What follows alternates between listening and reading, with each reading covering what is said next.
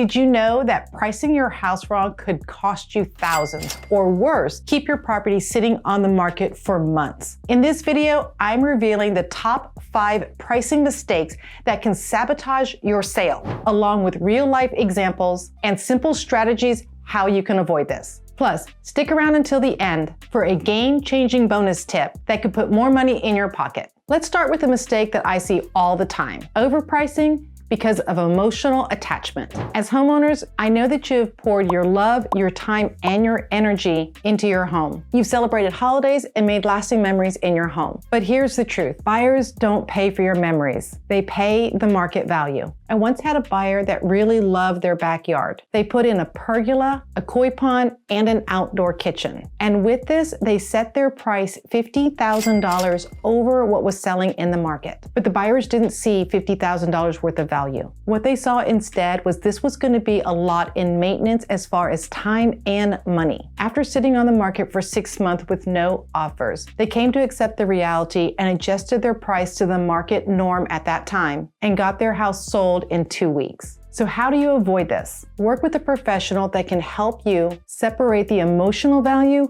from the market value. Your custom features are going to have a significance for you, but the buyers will dictate what they're willing to pay for it. Now let's talk about ignoring the market comparables, also known as the comps. The comps are recently sold homes in your area that are in the same neighborhood, the same size house, the same age, and the same features and conditions. They give us a snapshot of what the buyers are willing to pay for a house right now. I had a buyer who set her listing price calculating her mortgage, her car being paid off, her children's tuition, her credit cards being paid off, and how much money she wanted to have for the purchase of the next home. She didn't want to pay any attention to the research that showed that her house should have been listed at $450,000, but she wanted to list it at $550,000 instead. After several price reductions and chasing the market downward, she ended up selling the home for $415,000. This all could have been avoided by looking at the comparative market analysis and understanding from the closed sales and the current competition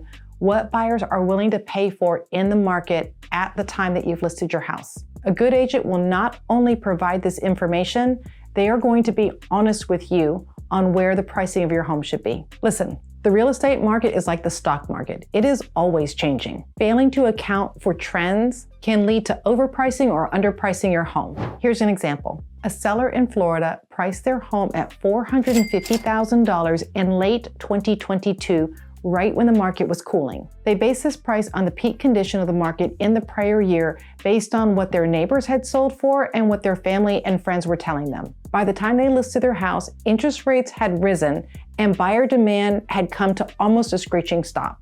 After several months on the market with 0 offers, they aligned with the market, reduced the price to $415,000, and were able to sell quickly. To avoid a mistake like this, stay informed on what is happening with the market conditions. Are the prices trending upward or downward? Is it a buyer's market or a seller's market? Your pricing strategy should reflect the reality of today's market, not what happened 6 months ago or a year ago. Most buyers start their search online, and they use pricing filters to help narrow their search. Overlooking the online pricing strategies can make your home invisible to buyers. Here's a story. A homeowner listed their house at $505,000. They believed that their home would stand out above other homes priced just underneath $500,000. But most buyers in the market will filter their search on a whole number. So they'll go from like $475,000 to $500,000. We rarely see somebody go to $501,999 or start at $498,999 and then go up to $510,000 or $515,000. As a result of this, they did not get the visibility of the buyers that were looking between, let's say, $475,000 and $500,000. Once they made the correction and readjusted the price to $500,000, their home reached visibility in both sides of the market, and they were able to get an offer in 10 days. This is a psychological but practical tactic. Pricing just underneath the market threshold, like $500,000, can make your home more appealing and visible in online searches. Finally, let's take a look at ignoring the buyer's feedback. If your home has been on the market for 2 weeks and you've had no inquiries into the home, no showings, This is the market telling you that they do not agree with your price, and it's time to listen. I understand you want to test the market with a higher number and see what the buyers are saying. Well, if they say nothing, then that is your answer. I know of a seller that listed their home for $475,000. They had numerous showings, but they still never got an offer. Feedback from the buyers was that they felt that the house was overpriced. And for that same amount of money, they ended up purchasing a larger home or a home with more features and benefits. After adjusting the price to $450,000, they were able to get an offer inside of 3 weeks. The market will tell you if your home is priced right. If you're not getting any inquiries or showing requests, or if you're getting showing requests and no offers, work with your agent to adjust the price and make adjustments based on the buyer's feedback. Now, before we wrap it up, I promised you the bonus tip. Don't underprice your house either. While pricing really low might attract attention, it can also leave money on the table if the market doesn't respond with competitive offers. I saw a marketing tactic where an agent listed a house half of what it should have been listed at, thinking that that number was going to create a huge bidding war and it was going to sell way over market numbers. Well, what ended up happening is people thought, what's wrong with that house?